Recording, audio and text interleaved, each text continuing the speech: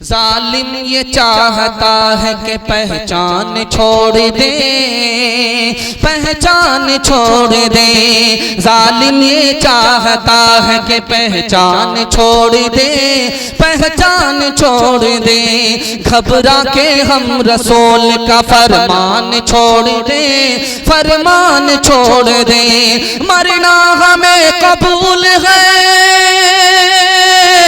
मरना हमें कबूल है, मर जाएंगे मगर मुमकिन नहीं कि दौलत ईमान छोड़ दे, ईमान छोड़ दे।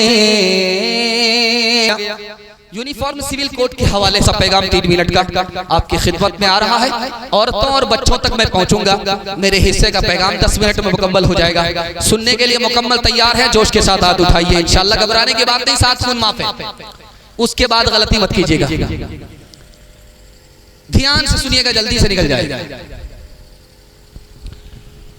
हिंदुस्तान में दफा 38 में, हिंदुस्तान के कानून में दफा 38 है, उसमें लिखा हुआ है वजीर आजम और मजदूर दोनों का रुतबा एक होना चाहिए, दोनों की तनख्वाह एक होनी चाहिए, गरीबी को मिटना चाहिए, दोनों को अमीर होना चाहिए।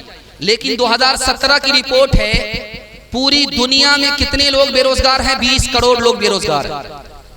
और 2018 की रिपोर्ट है, दुनिया का सबसे बड़ा बेरोजगार मुल्क कोई नहीं है सिवाय हिंदुस्तान। 2017 की रिपोर्ट है कि 3 महीने के अंदर 30 लाख जवानों की नौकरी चली गई। नए को तो नौकरी मिली नहीं, पुराने की नौकरी चली गई। इतना बड़ा बेरोजगार ये मुल्क है, लेकिन बेरोजगारी पर किसी को सवाल उठाने की जरूरत नहीं है। मीडिया को भी जरूरत नहीं, अदालत को भी दिलचस्पी नहीं, हुकूमत को भी कोई मतलब नहीं है। दूसरी दफा इसी हिंदुस्तान में दफा 39, उसमें लिखा हुआ है कि अमीर गरीब दोनों को बराबर इंसाफ मिलना चाहिए। बहुत जल्दी में इंसाफ मिलना चाहिए, अमीर को भी बराबर, गरीब को भी बराबर।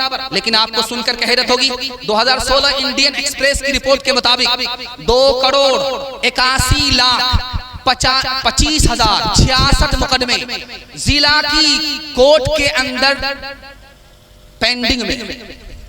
अब बताइए, जो डिस्ट्रिक्ट कोर्ट है उसमें 2 करोड़ 81 लाख 25,066 मुकदमे पेंडिंग में, इंसाफ नहीं मिल रहा है, इस पर कोई सवाल नहीं उठाता।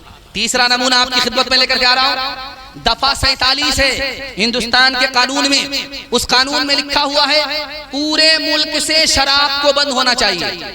सिर्फ बिहार ही नहीं बल्कि पूरे हिंदुस्तान में शराब को बंद होना चाहिए। महात्मा गांधी जी की हसरत थी, वो हसरत लेकर के चले गए। उनकी ये ख्वाहिश थी कि शराब बंद हो जाए। जब तक शराब बंद नहीं होगी जवान को तरक्की नहीं होगी, जब जवान तरक्की से दूर होगा मुल्क तरक्की नहीं करेगा।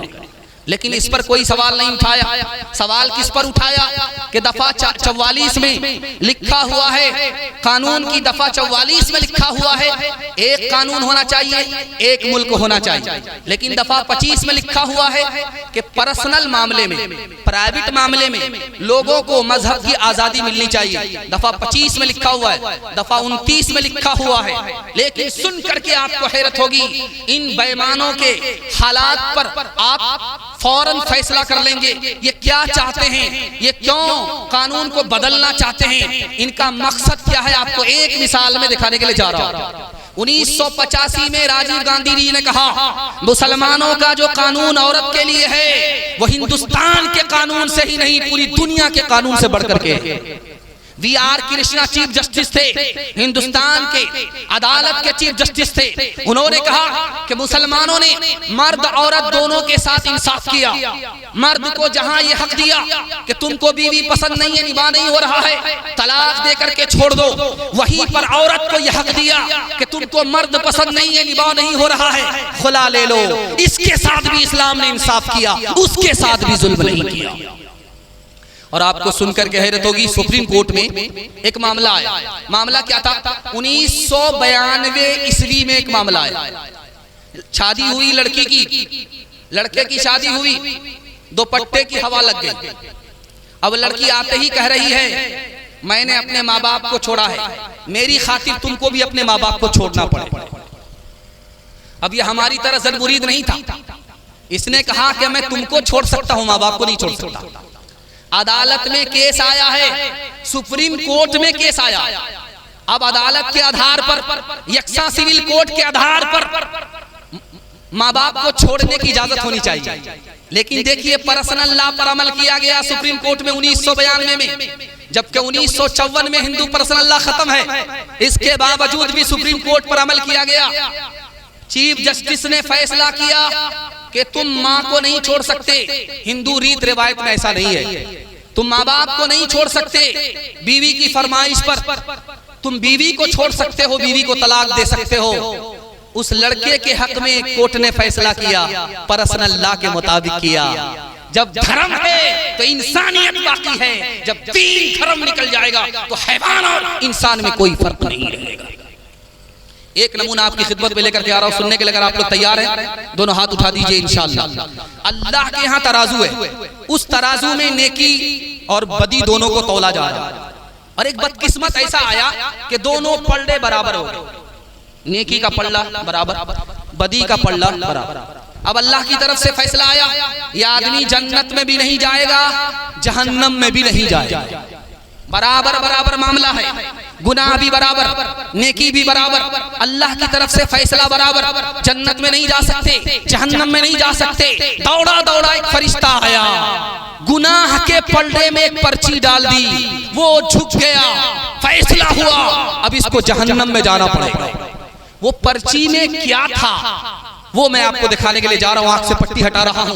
अगर आपके माँ बाप जिंदा हैं तो आप खिदमत कीजिए, तीन चीज अल्लाह देगा, रोजी बढ़ा देगा, उम्र बढ़ा देगा और सेहत बढ़ा देगा। तजर्बा करके देख लीजिए, मेरा गिरेबान आप पकड़ सकते हैं। माँ बाप अगर जिंदा नहीं है तो उनके लिए दुआएं मग़फ़िरत करते रहिए, अल्लाह आपको फरमा बरदार में शामिल कर लेगा। अब देखिए क्या वो पर्ची आई, गुनाह के पल्ले में वो पर्ची आई। पर्ची में लिखा हुआ था कि इसने माँ को एक बार गाली दिया था। वो पर्ची जैसे ही डाली गई उसका पलड़ा झुक गया, फैसला हो गया कि अब ये जहन्नम में जाएगा। एक गाली देने की वजह से जहन्नम में जा रहा है।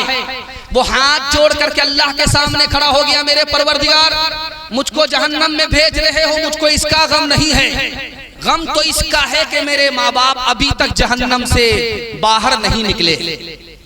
ऐसा करो, मेरे माँ बाप के गुनाह को मेरे ऊपर डबल कर दो, सजा को डबल कर दो। मुझे जहन्नम में भेज रहे हो, भेज दो, माँ बाप की तरफ से भी भेज दो, लेकिन मेरे माँ बाप को जन्नत से निकाल, जहन्नम से निकाल दो। तो अल्लाह को हंसी आ जाए कि दुनिया में तो बड़ा नाफरमान था और आखिरत में बड़ा तरफदार बन रहा है। तो अल्लाह ने कहा कि तुम्हारी ये अदा मुझे पसंद आ गई। तुम तो दुनिया में माँ बाप के नाफरमान थे, लेकिन आखिरत में तरफदार हो। चलो तुम खुद भी जन्नत में जाओ और अपने माँ बाप का हाथ पकड़ करके जन्नत में दाखिल कर दो। मैं आपसे एक बात ये कहना चाह रहा था कि आखिर यक्सा सिविल कोड की बात क्यों आ रही है। एक छोटा सा नमूना आपकी खिदमत में आ रहा है। मुसलमान की मुसलमान से शादी होती है, कोई झगड़ा नहीं होता। सिख की सिख से शादी हो, कोई झगड़ा नहीं। ईसाई की ईसाई से शादी हो, कोई झगड़ा नहीं।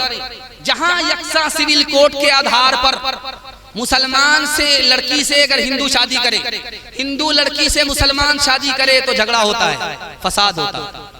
और 20 फसाद सिर्फ दो बिरादरी, दो कौम की आपस की शादी की वजह से हुआ। तो यक्सा सिविल कोड की वजह से महाभारत, यक्सा सिविल कोड की वजह से पहली आलमी जंग हुई है 1914 में। यक्सा सिविल कोड की वजह से दूसरी आलमी जंग हुई है 1939 में। इसलिए हम कहते हैं कि हिंदुस्तान अमन का मुल्क है। अमन के साथ अगर रहना होगा तो पर्सनल अल्लाह के साथ रहना पड़ेगा। अगर अमन को खत्म करना है तो पर्सनल अल्लाह को खत्म करना पड़ेगा। लेकिन ये खत्म नहीं होगा। कारी मोहम्मद तैयब साहब रहमतुल्लाह अलैह ने कहा पर्सनल अल्लाह खत्म नहीं होगा, मुसलमान खत्म हो जाएगा। पर्सनल अल्लाह खत्म नहीं होगा। पर्सनल अल्लाह अल्लाह का कानून है, उसकी हिफाजत का जिम्मा है। मुसलमान इसलिए आवाज उठा रहा है ताकि अल्लाह इसकी हिफाजत कर ले। इसलिए मैं आपसे हाथ जोड़ करके कहता हूँ, अल्लाह के रसूल के लाए हुए दीन पर हम लोग 100% दाखिल होंगे। हाथ उठा करके वादा कीजिए इंशाअल्लाह। हमारी तरफ से दाढ़ी और पगड़ी सिख रखेगा, हम नहीं रखेंगे। हाथ उठाइए इंशाअल्लाह।